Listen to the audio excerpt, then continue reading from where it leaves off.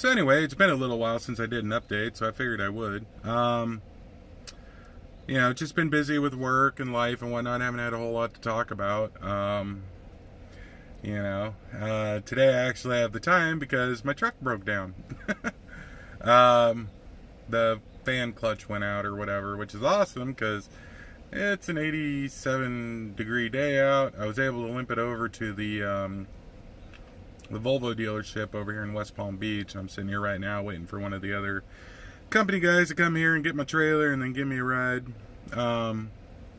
He's actually going to be giving me a ride down to Miami where we have another truck that had broke down, and it's fixed now, so they're going to have me drive that back to the terminal, and then it's probably going to be a day for me.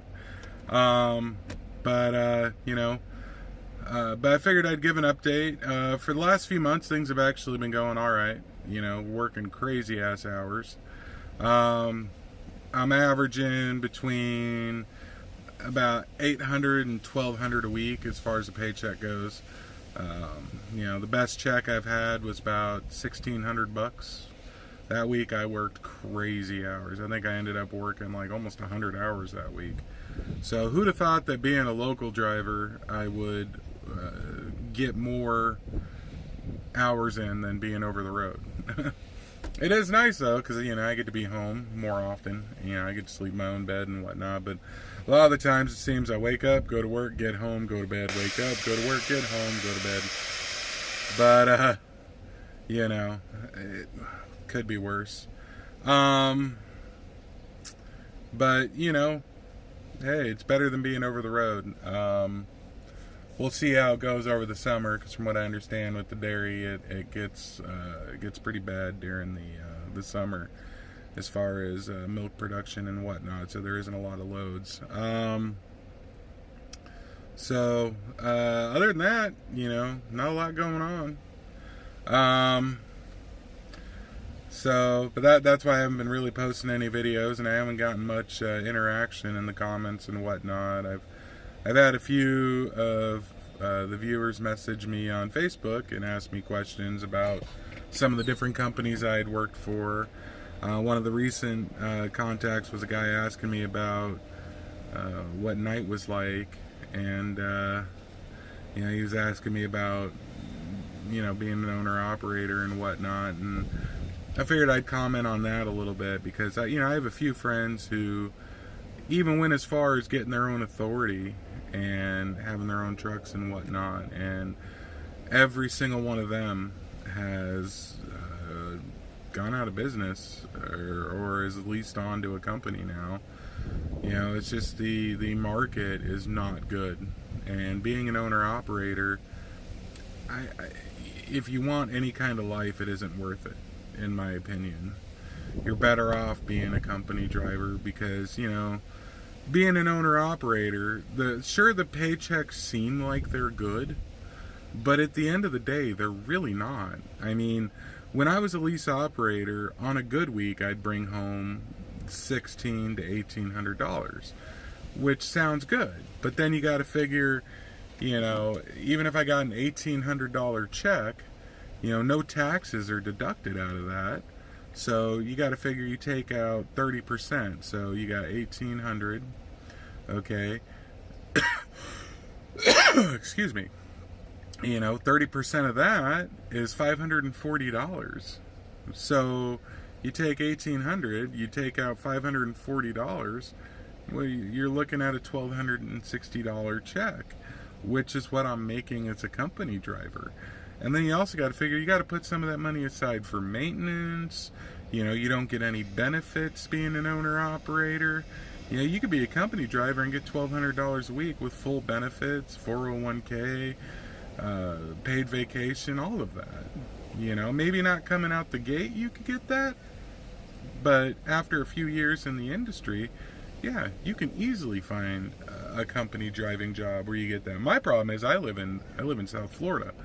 And not a lot of companies hire drivers out of South Florida. I mean, if you live somewhere like Texas or Pennsylvania or Michigan or Arizona, California, I mean, there are lots of truck driving companies that will hire you out of those areas that pay, a decent amount of money.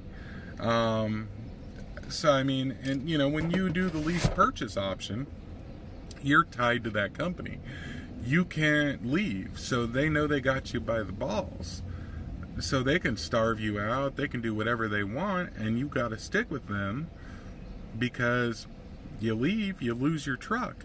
And then if you get your own truck, I mean, you lease onto a company, you can only haul their stuff. You get your own authority, you're on the hook for everything. Like one of my friends, he has his own authority. He picked up a load, and he got stiffed. They didn't pay him. He was on the hook. And that's the other thing. When you got your own authority, it'll take you 3 weeks to a month to get paid for a load you do today. And that's standard. And sure, you can get a factoring company, and the factoring company will essentially loan you the amount you're supposed to be paid to that load, and then when that load does finally pay in 3 weeks to a month, the factoring company takes that money, and then of course they charge a percentage of whatever that money amount is. So if it's a $1,000 load, they'll take like 5% of it, and they'll get like $50 or whatever. But here's the catch: if the company you do that for doesn't pay, you have to give that money back to the factoring company if they can't collect it. There's a lot of liability involved with getting your own authority, and the other thing with your own authority, insurance is expensive. All of that is expensive. It's the owner operator game anymore, it's almost impossible because the rates suck so bad. So I mean, at this point, unless you can buy outright a truck and not have a truck payment, or you can get yourself one of those old pre-emissions trucks and once again not have a truck payment, I wouldn't recommend it, because you can't have a life. You got to run constantly in order to pay those bills. And what I'd recommend is, if you can buy a truck outright or get an old pre-emissions truck and then be able to lease on to a company, that's the route I would go, because then you could haul freight for 3, 4, 5, 6, 7 months a year, and then take like 3 or 4 months off and not have to worry about it because you don't have a truck payment. And if you're leased onto a company, they do the insurance. All you got to pay at that point is the registration and tabs. And a lot of those companies will provide plates for you. So you're just like, tell them, hey, I want to take a couple months off, park the truck, you can go take a couple months off. And there was a lot of people at Mercer who were doing it that way, and that's why I can understand why those people were happy, because their trucks were paid off and they didn't have to make a truck payment every month. So to them, it was gravy. You see a lot of old people there who pretty much doing truck driving as a retirement. From what I understand, Landstar's the same way. So, but the hilarity is people told me this when I wanted to get into the owner-operator game, and I didn't listen to them. They told me, oh man, don't do that, be a company driver for a few years, whatever, being a lease op isn't really worth it, da, da, da.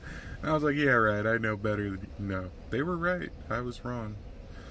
And they're probably laughing if they see that and they see me saying that now, because I was so sure of myself back then, and the industry's only gotten worse since then.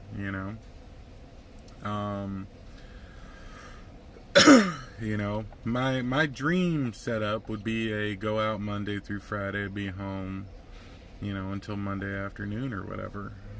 But where I live, that's just not possible. It's not doable. Florida sucks. And but hey, like I said, I'm doing alright. The only drawback of my job is I don't have benefits. I'm hoping that I'll get a little bit of time in here and then be able to find another local company, or hopefully my current employer will go the route of benefits or whatever in the future. I don't know. We'll see. But for right now, I'm doing alright. I'm getting hours. I'm doing good. Things are progressing with my daughter, so that's probably the one thing that's going to keep me staying in Florida in the long term, other than, my girlfriend, of course. Because I don't think I'll ever really be able to get her to leave. But yeah, so that's pretty much it for now. You guys have any comments? Feel free to leave comments down below. Asking questions or whatever. You can also find me on Facebook. My Facebook is the same as my name on here. Actually, I think my Facebook is Wes Magyar. The only problem with that is you send me a message on that, and I may not notice it, because Facebook's really bad about notifying you about messages people send you who aren't on your friends list. Like the one guy who messaged me previously, it took me like 2 months to notice his message. So if you link me in a comment on YouTube, I'm actually pretty good about responding to my comments on there. The only video I don't pay attention to the comments to, really, is on the one video that has like 7 million views, because it's just turned into a racist cesspool. I used to try and police the comments on that, but it's impossible at this point. Every day someone comes on there and is like, "Oh, it must be a hijabi driver," or whatever, and it's just like, no, it was an old white guy from New Jersey, born and raised in America, but people are idiots. So anyhow, till next time, keep the rubber side down, the shiny side up. Be safe, y'all. Bye.